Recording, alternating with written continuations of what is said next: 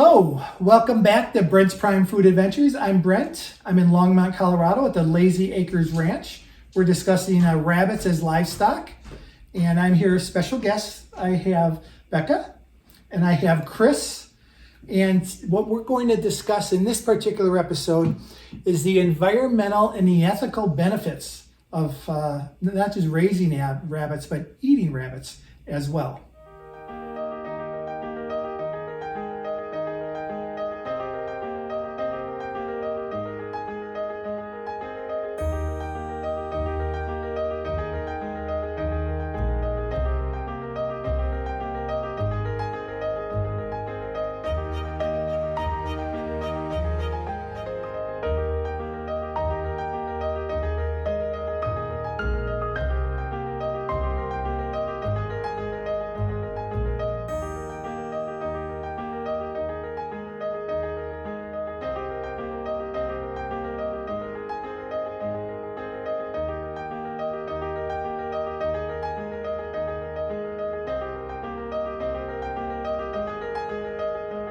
This is our third episode now, and we are going to talk very specifically about environmental and ethical benefits of raising rabbits as well as dining on rabbit. We've covered other areas. We've covered the history, and we've talked about the business model. We've talked about the nutritional and really the culinary benefits of dining on rabbit.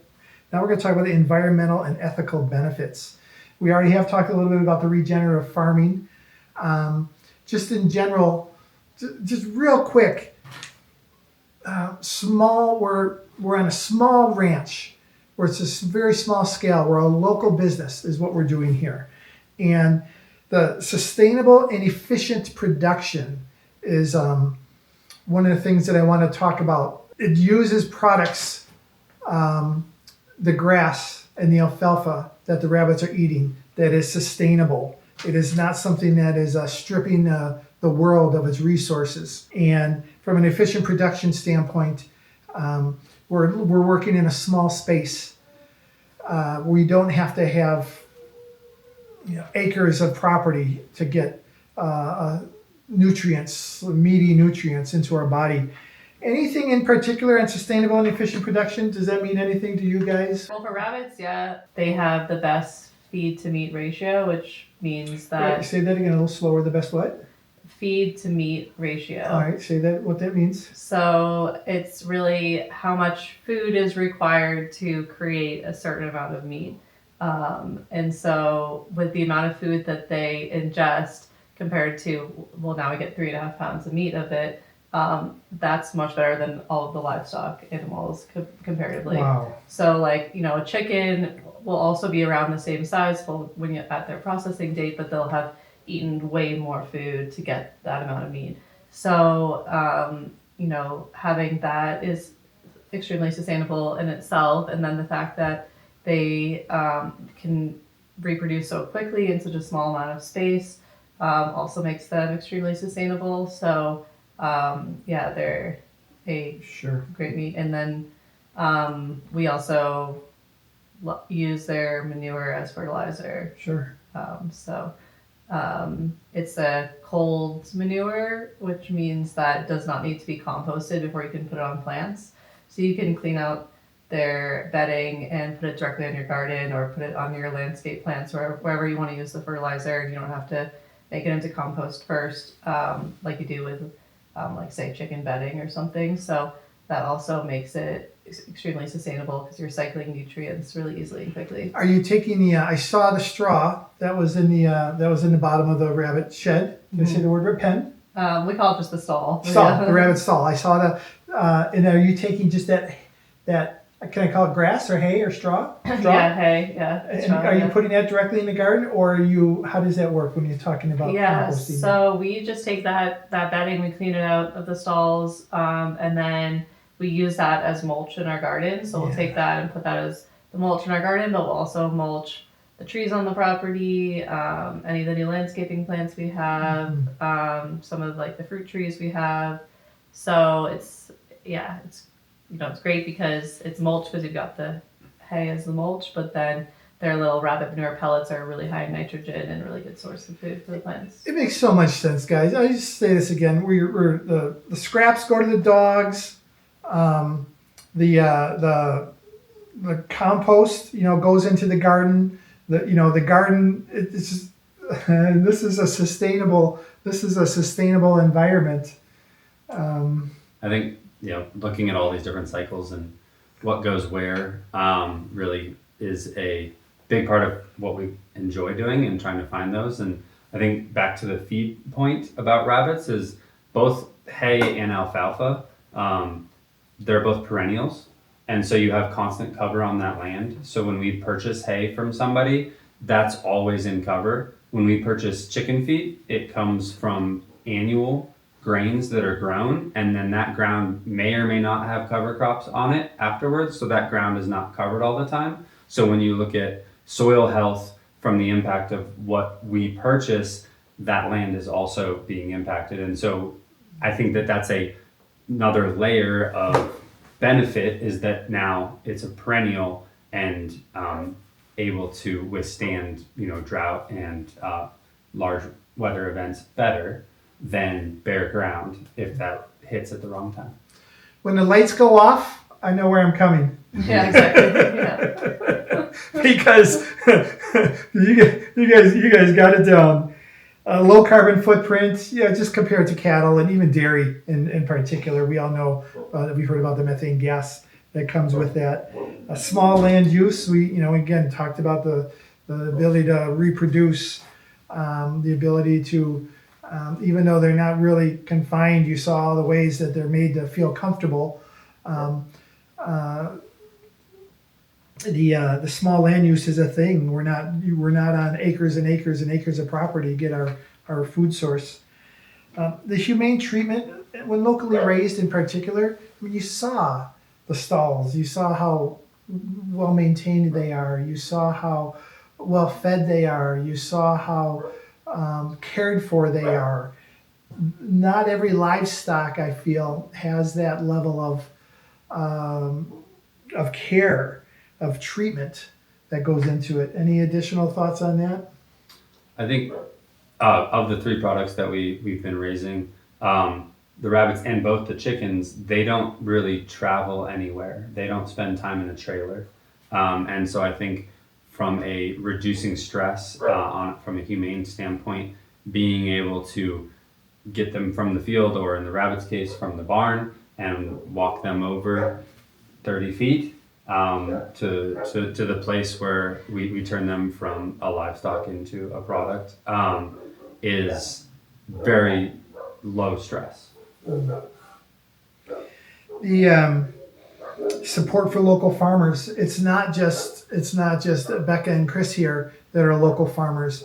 It's and we're talking. I'm going to expand this out a little bit about all the other livestock that are here, and we've talked about the pigs and we've talked about the chickens, but they get excess apples that they feed for their pigs. They get excess pumpkins that they feed for their pigs. There's such a layer of communication between the local small farmers with respect to using everything and using it properly and using it wisely. So if you're buying, Becca's and Kris's rabbits, if you're buying rabbits from a small farm, any livestock from a small farm, it's not just them they're supporting. You're supporting that whole farming community that supplies the feed and the food as well. Now is the time when we talk about farm to table a little bit, because we haven't talked about farm to table yet. And when we're talking about environmental and ethical benefits, I think that this is a good time to talk about. Did we cover in a distribution channel that we talked about the people are going to? You can buy it retail. You can also buy it wholesale. Some of the wholesale acquirers are restaurants, famous restaurants in town. One of them in particular is what's the rating that it gets? Michelin starred. Coming here and using the products here. But there's also wholesale, small meat markets. Small markets would be a better word, because they sell other items that get their products from the farm here and sell them. And that's that whole farm to table, instead of the giant industry processing mega complex, which is most of our nutrients, amazes me. I think that there's plenty of memes or charts out there that show you when you spend your money locally at small mom and pop shops, farms, that money stays locally for a lot longer than when you send it to Walmarts or the other places. And we've been selling to consumers and figuring out what our sales avenues are, the different ones that you've discussed, for the last 2 years, and we're still in a process of growth and figuring out what things and what avenues make sense. And one of the things that we're limited by, especially when it comes to rabbits and chickens, is that those two products have to be sold by direct to consumer. So we technically can't sell those to chefs or other third parties. What products can you? The pork, and that's because it's processed in a USDA facility and has a stamp. All right. And there is the law that allows us to process our chickens and rabbits and sell them whole direct to consumer has 2 different stages. We operate on the smaller end where we're uninspected and we do under 1,000 animals a year. There's one where you can go up to 20,000 animals a year, but you have to have a certified facility that would be certified by the state, and that's just cleanable hand washing stations, and the different elements. Basically, what you would have in a marketplace where you're providing goods to the consumer, very similar. And that's one thing that we've been pondering, is how we don't really have the facility to build one. We also don't think that it really adds that much value to us. But working with other local chicken producers, mainly because we're really the only local rabbit producer that sells to the direct consumer market, can we go in together on one and get some state funding, get some county funding to create one of these facilities, but have it built in a trailer so that it can be used by numerous farmers, giving them the opportunity to actually sell to third parties and wholesale. And we're in the process of figuring out if it makes sense. Yeah. So I know we've talked about the pork, but you have raised sheep and goats. So in the process of moving in, we thought we could get away with just sheep and goats grazing on some of the acre of pasture that is not in great shape. We then realized that they just didn't do enough damage in a good way. And then that's when we moved to pigs. So to clarify, the farm to table is not the rabbits and the chickens, but it is the pork that they have. And that is, that can go to the restaurants and the markets because it's been processed in a USDA regulated facility, whereas the rabbits and the chickens are direct to consumer. Correct? That's just great. And that's something that's very prevalent in Boulder. The farm to table concept is something that's the local citizens are very aware of, very prevalent. What do you think? Do you think we covered ethical and of the rabbit raising in general, and the ranch in general, the rabbit raising in particular, environmental and ethical benefits? Did we miss? I think so. I think the biggest, I think there's plenty of challenges within all these things, finding a scale that makes sense. And I think that rabbit is the one thing that if we were to decide that we wanted to really scale up, it would be the rabbit rather than the chicken or the pork, because there's very few producers in that market where there are plenty of people producing chicken and rabbit, chicken and pork, but whether those producers are small scale or big scale, there's tons of operations doing it. Yeah, and let's just forget about the money of it all. Just the rabbits is a nutrition and a culinary item, nutrient dense, makes sense too, as we're all becoming more aware of what we eat. Yeah. All right, cheers. Cheers.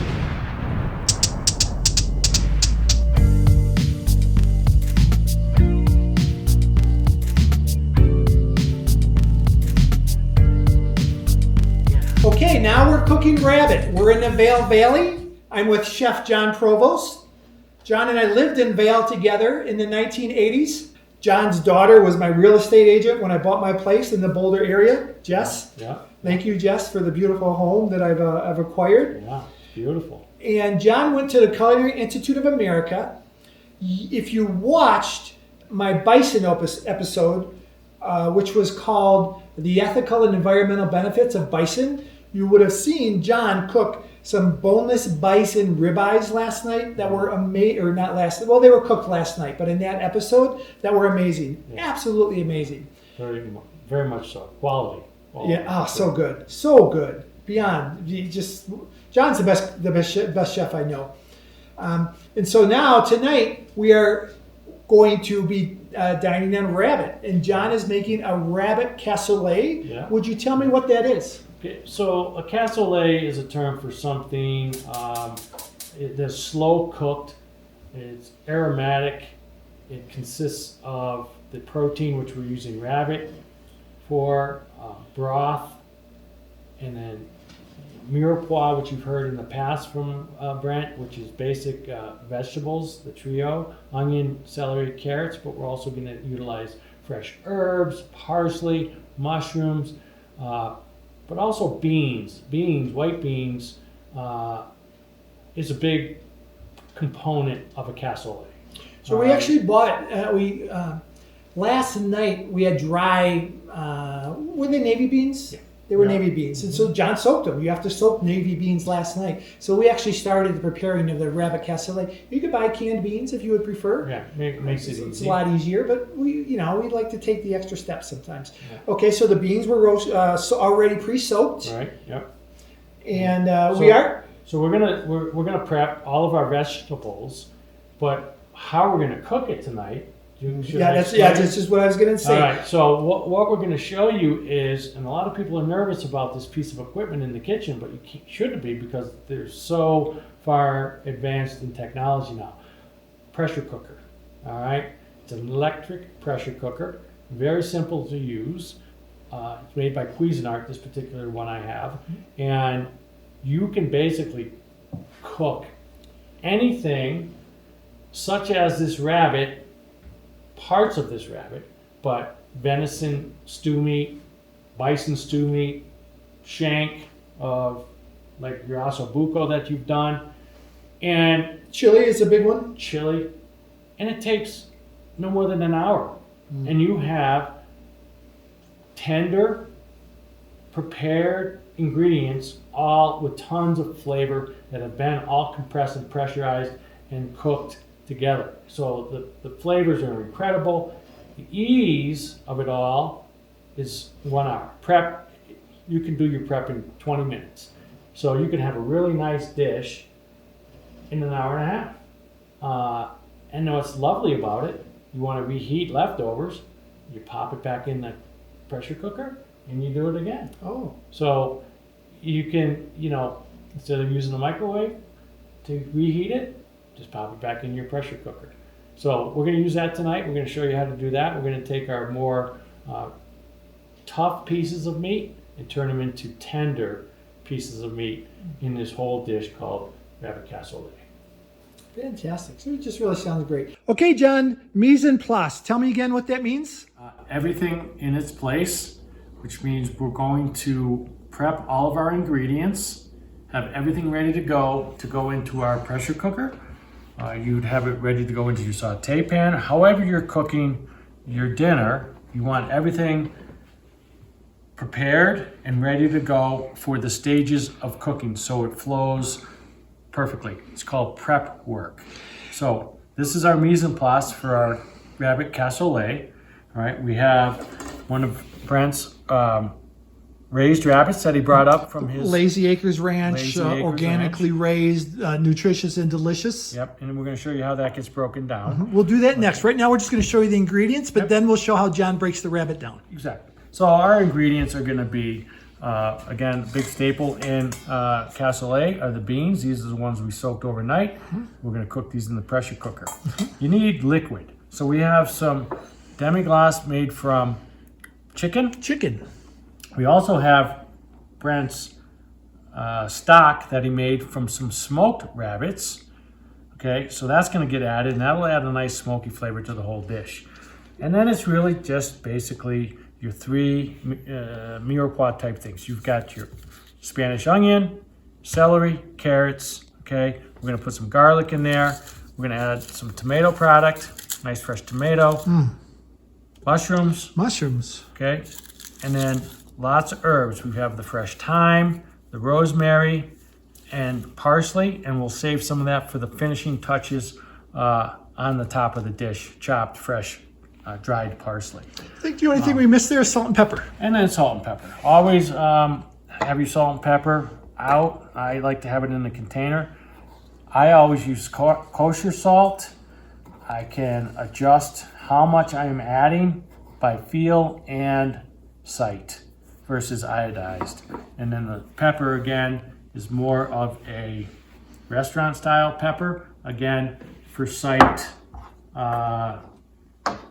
in addition to the salt. So that's our mise en place, and we're going to start prepping that right now. John, how many times have you made rabbit?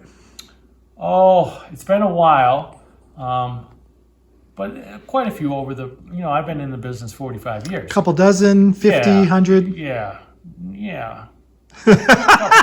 Couple hundred times, okay. Couple hundred times. Yeah. And French is rabbit is very European. Mm-hmm. So it could run across different cultures. I know I've had French I've had rabbit typically in a French restaurant, but it also could be Italian. Yeah. The cassoulet, what do we think? We think that's French? Yeah, cassoulet is French. Is a French. Yeah. Okay, good. So that's what we're going to do. Sounds great. Next thing I'm going to show is going to be John cutting the whole rabbit that we have. Okay, Chef John, now what are we doing? Okay, we're going to break down our rabbit, okay? So I'm going to start by taking the front quarters and then the hind quarters. And just like any other animal, we're going to take out the loins, okay? We're actually going to do two different cooking techniques on this dish.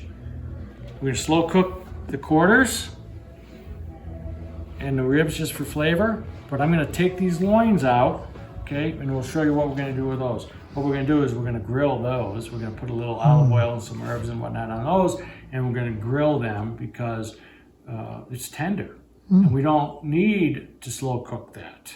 So let's start processing out this animal here. So I have a sharp boning knife, okay? It's a boning knife, everybody. Yeah. So I'm familiar with that tool, but if you don't know, it's called the boning knife. right. So we don't want any blood or anything like that. That was the front leg. What you need to know, there's a cartilage there, just like there is with a chicken. Right. You just cut right through the cartilage. There's no bone there that's being... Right. And did you see how we're drying everything all the time? We talk about that over and over in our episodes. We don't want to work with a moist product ever in anything, whether it's a vegetable or a protein. Right. So now we're going to go ahead and take this hind off. And I'm going to follow the seam right here. It's very simple. I'm going to pop Yeah, absolutely. the ball joint out of the hip socket. And I'm just going to come around here. Right through that cartilage. It's Right not through bone. We are not cutting through bone. So there's the hind quarter. I'm flip it over, continue on my hind quarters. Okay, I just popped it, so you can see that. And I'm going to come right down through between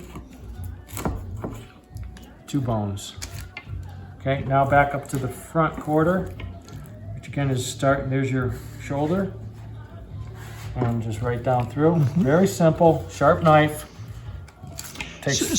So now we have the two front quarters, the Yeah. two rear quarters, Yeah. or really, if it's a chicken, it's like the wings and the thighs. Right. What are you doing there, John? So this is flank steak off the animal. So we're going to call that, I think Kris referred to that as just a side flap. Yeah. Okay. Or the belly. If you were doing a pork, that would be pork Right. belly. That's where the bacon comes from. Just like any other animal, and Brent is taking home from the venison that in the other episode, he might do something with the tenderloins. Well, everything has a tenderloin. Okay? What John is referring to is a subsequent episode after this will feature venison from a deer that John shot on his property. John and I were here together. Okay, so now, John, So now I'm taking out the tenderloins. now I want to say the loin or the tenderloin. This you know, is the tenderloin. okay. Okay. And this would be considered your filet mignon. Mm-hmm.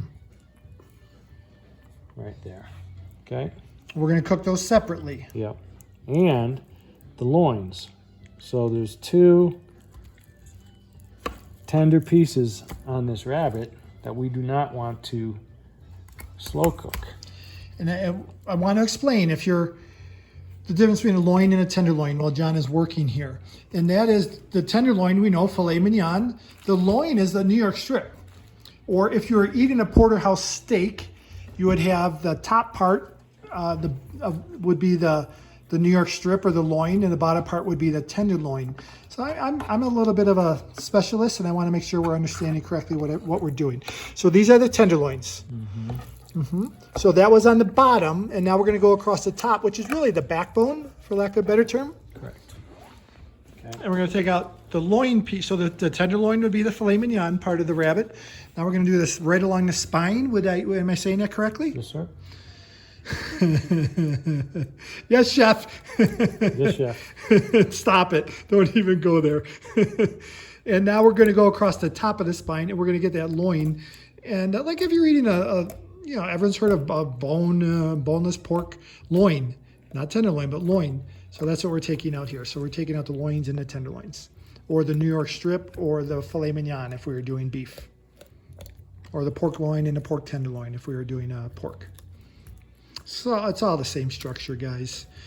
And I like to say over and over, I said this, but the front quarters are the quarters, the part that gets used, and the rear quarters are the part that gets used, so they're a little tougher. That's why we're cooking those low and slow. The middle meat, which is this part right here, is what is most tender in every animal. Wow, John, you did that well. Yeah, so we're breaking down the animal into our portions and cuts. John, not everyone is as good with a knife as you and I are. You in particular, but you or I. If they wanted to make the rabbit cassoulet, and they wanted to leave those in, would that be allowed? Yeah, of course. Of course. So what we would do is after we took the front quarters and the hind quarters off, we would probably just cut it in half. Yep. And then we're gonna Sections. yeah, Boom, boom, boom. boom, sections. Show me the sections. Well, so you could. I'm just gonna go ahead and we'll just. You know what? We'll leave one end. No, we're gonna take it out. Okay, Because so. I'm sorry. Go ahead. So I'll use my big French knife to cut through these. Because we're also putting the carcass in, right? In the slow cooker. We're not going to let that go to waste, right? No, but I don't think we're going to utilize it in what we're making now. And this is where you make your steaks from. Your stock from. Okay. Right? Or, we could. Yep. So we're just going to cut with a French knife, big French knife sections. I'm going to go ahead and cut this neck off, okay? Because I don't like the look of that blood.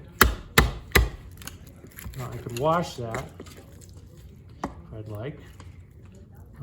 So then you have the rib cage here. And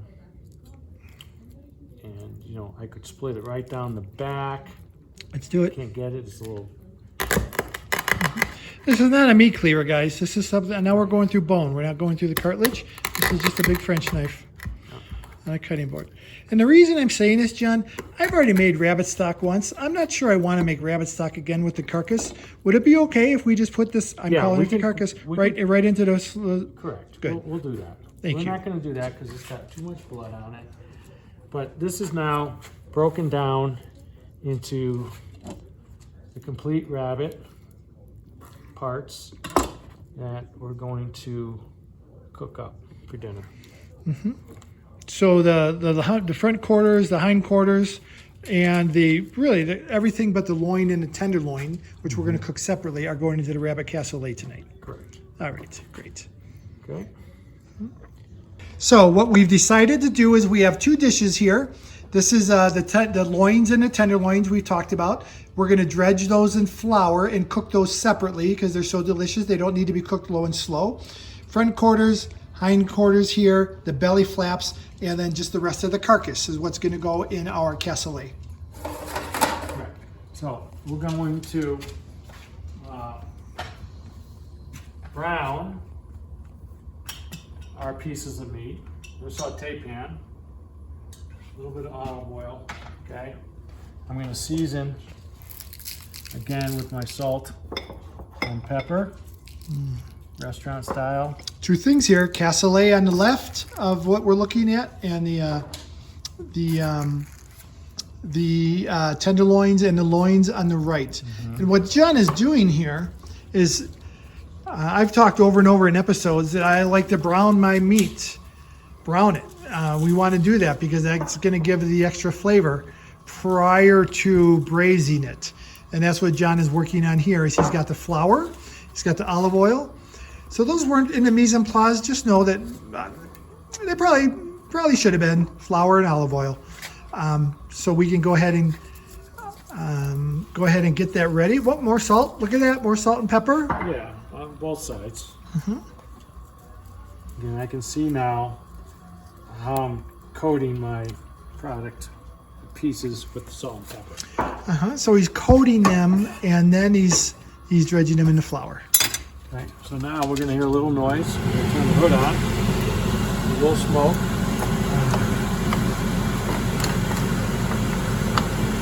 If you had a chance to watch my bison chili episode, you'll see me do this with my with the stew beef that went into the tequila bison chili, where I browned it before I braised it.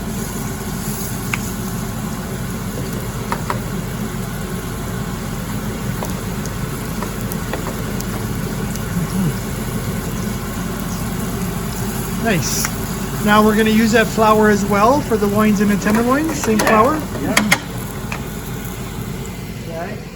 So now our mise en place is all cut. This is the belly still here, and this is the carcass we talked about. That is going to go in the pressure cooker, but we're not flouring or seasoning. We're just going to throw that in. So now what do we have here, John? Again, these are our tenderloins, which are extremely large, which is beautiful. Beautiful, John says. And some of the loins off the back. Yep, yeah. And We all like tenderloin. These are going to be easy to cook and quick. And you don't want to overcook these. This is a product that you can eat in the medium rare stage or medium. You know, Which is 135 degrees, right? 135, 145? yeah. Medium rare, medium. We're gonna eyeball it. Yeah, John's going to eyeball it. So that's going to be combinations. We're going to cook that separately, and then we'll have our slow roasted meat, and that'll be inside of all the cassoulet. And then we'll cook these on top of the stove, and then that maybe be sliced and put on top of the cassoulet. Great.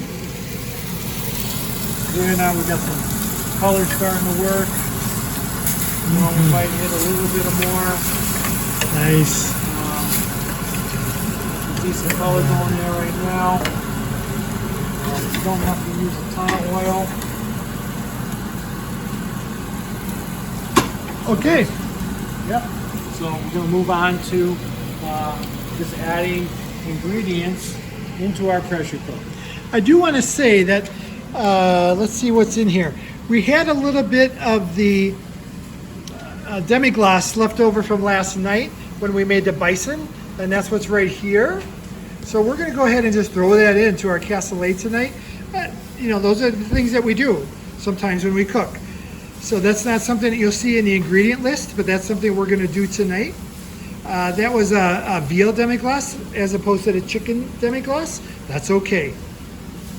You can see where John has cut the mushrooms. Those are garlic bulbs. We're leaving the garlic whole. We did not peel the carrots necessarily.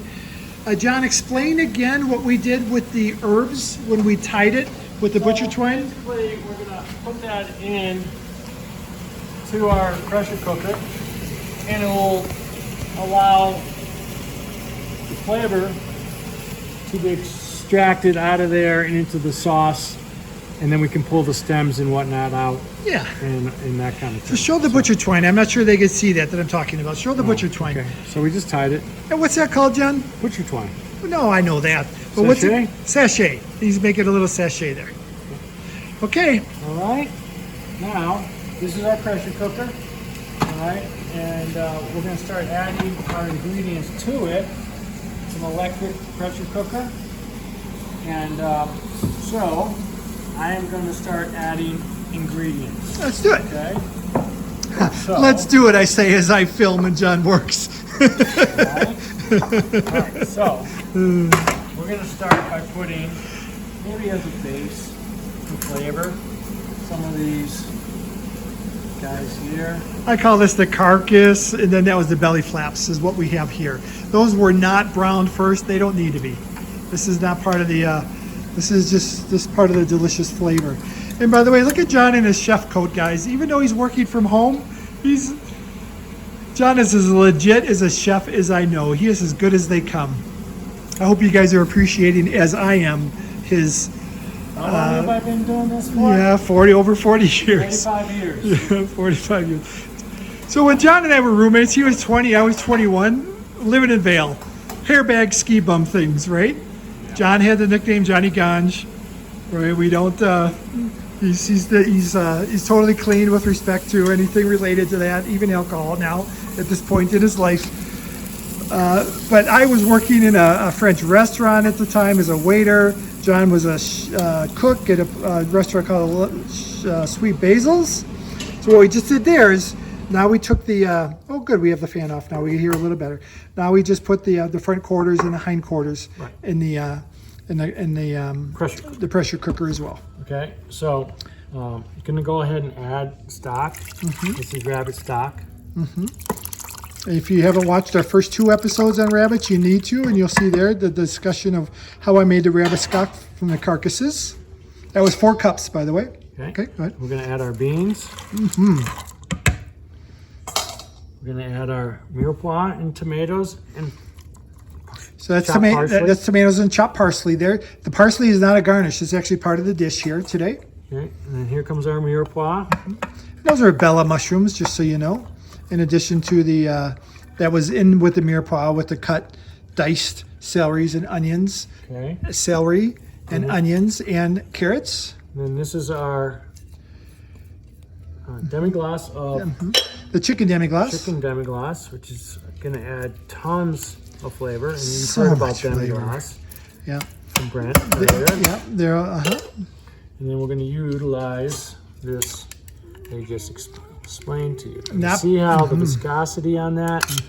And that comes from a lot of work in preparation of a demi-glace.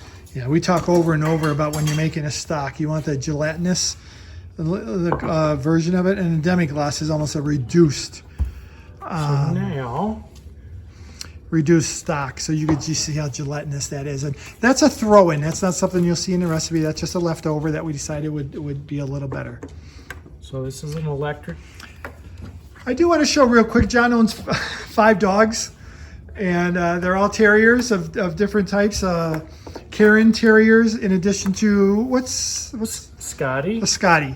And we know when you live in Colorado, I think I've had dogs in every episode, guys. That's just part of what we do here. Yeah. Oh, more salt and pepper, Yeah. We threw the garlic in. We threw the garlic in.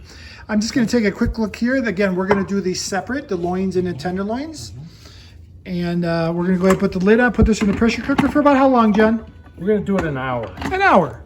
Sounds great. If you don't have a pressure cooker, I want to explain. You could use a Dutch oven like I use or like John owns. The pressure cooker is something that really reduces the cooking time from all day to 1 hour. And he's plugging it in. It's amazing. Hit your menu. We're going to put the time. Punch in your time. What do you mean menu, John? Oh, you can either do it slow cooking or high temperature. We're doing high, right? We're doing high. Yeah. And tell me John, the fact that a chef like you owns a pressure cooker. Tell me the benefits of a pressure cooker. Again, it's really utilized for your tougher cuts of meat. Or braising. And as we were talking, I went past my mark. Uh-oh. So yeah, if you don't want to spend all day having a Dutch oven going in your oven, you use a pressure cooker. Yeah. And it will be tender as can be. And yeah, it's a fast way of cooking. You know, pressure cookers, you would always use it also for, doing your jams and your jarring of your meats or your vegetables and things like that. In the olden days, you had pressure cookers, and everybody was afraid of them because it's scary, because you're going to release the pressure, and you have to be very careful because steam is hot. So right now, you can see what we've got going on here, Brent. If you want to come around, you can show them the digital layout of this. Very simple. I put in 65 minutes. It'll take time to build up the pressure, and then you'll start to see the time decrease with every minute. Which is nice because it's getting a little late. It's getting a little late in the evening. John and I have had a very, very, very busy day. So God bless the pressure cooker. Okay, John, what are we doing now? We are going to take our loins from the rabbit. Loins and tenderloins are there. Yeah. We're seasoning them. Salt and pepper. Yeah. And then we're going ahead and got our hot pan here. And we're going to get some tongs. We're going to dredge All right. in the flour.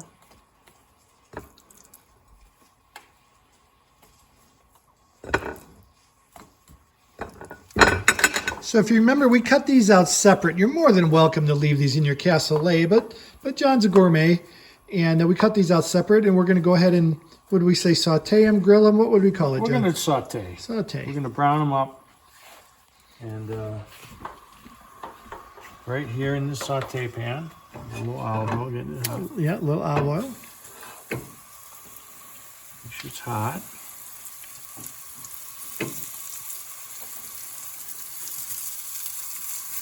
You could have these separately. For instance, if you wanted to make your cassoulet and take these, you could just have these as a separate meal or as a snack. Totally. I think, John, what you had said is we're gonna take them and put them on top of our cassoulet. Yeah. So we're gonna eat rabbit two different ways. Cook two different ways. Slow cook the fronts and the hinds, and then these are gonna saute, and they're tender. Put some color on there.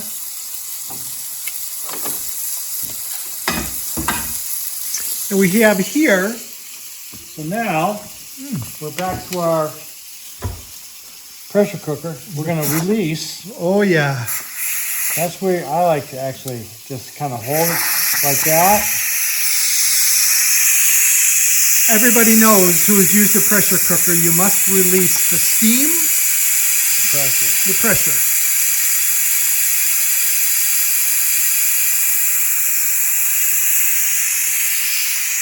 And we've had this on for a little over an hour, so like with many experiences where we're enjoying a journey and discovery of food, when we open this up, we kind of know what to expect. It'll be a big surprise. It's going to be a big surprise, baby. We're going to come back to our These need to be flipped. loins. And flip They them. look like chicken fingers, John. Yeah, we got a nice little crispy going on there. We know that this is rabbit. And yes, rabbit tastes like chicken. And we're going to have to turn my hood again. We'll talk real loud now. Still letting the pressure Yeah. go.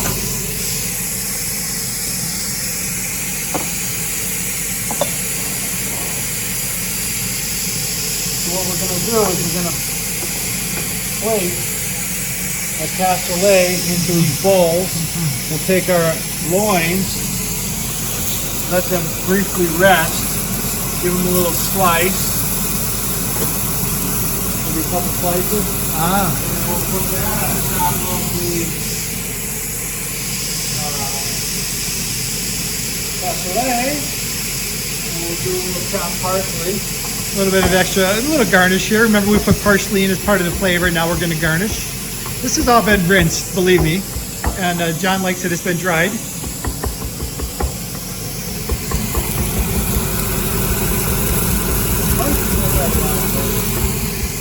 It doesn't add a lot of flavor. No, it's more for a No, garnish. it does add a lot of flavor. It does. Oh. You're making, say, a venison bolognese. You want to put a lot of parsley. A lot of parsley. All right. These Pretty are done. hot. These are done. We're going to turn that off. We'll let those just rest there for a moment. We're not putting those on whole. You're going to slice those. And a little slice. All right. Okay, so we'll let those. So we're going to come back to here. We almost have all of our pressure off and out. And as soon as we do, we take the top off. Okay. John, let's see what we're doing now. All right, so now what we're going to do is our pressure is released. We turn the top. Again, be careful. It's very hot. So our sachet is right at the top. We're going to pull that out. Oh, does it smell good? Look at how delicious that looks, everybody. So there we are. We're pulling out the herbs. We're going to go ahead and the sachet, called that. Remember, we did a bundle of the thyme and the rosemary with a little bit of butcher twine, and we're just going to throw that in the, oh geez. Now, what we're going to do, a couple different instruments, tools. We're going to pull out, this is the leg. You can see how well cooked it is. It's been pulled away from the bone. Okay. And we're going to take out the front quarter.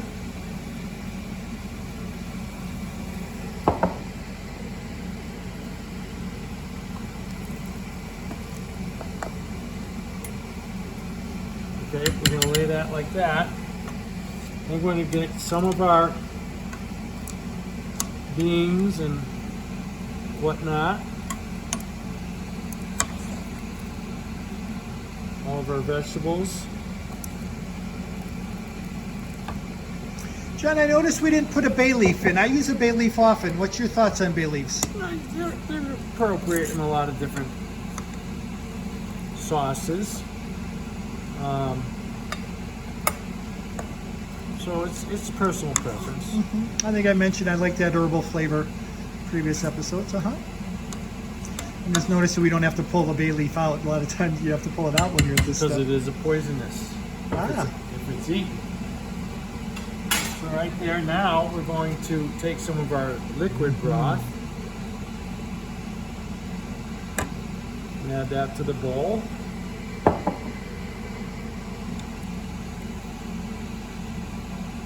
Okay. So at our place setting, we've put fork, knife, and a spoon. Yeah, so we're going to use all these, a fork and a knife and a spoon. Yeah. So now we're going to take our loins. Okay. They've been resting for a short period of time. And we're just going to put those right on top.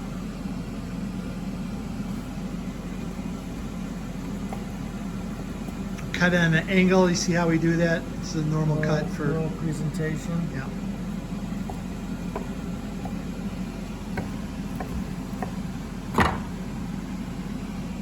You just kind of spread these around. Again, these are so a different cooking technique. These are just sauteed, and then we're going to garnish with our parsley generously.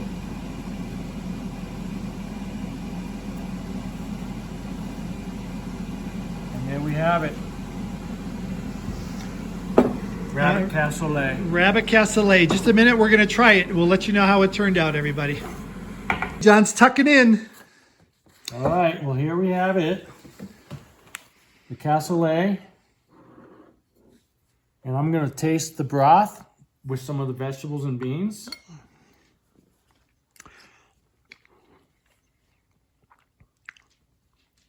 Delicious.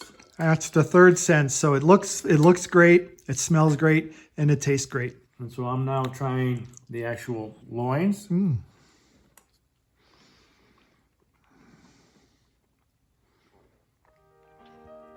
Delicious. Amazing, guys. I took a bite before I filmed, and it's amazing. John, what do we say at this point? Cheers. Cheers.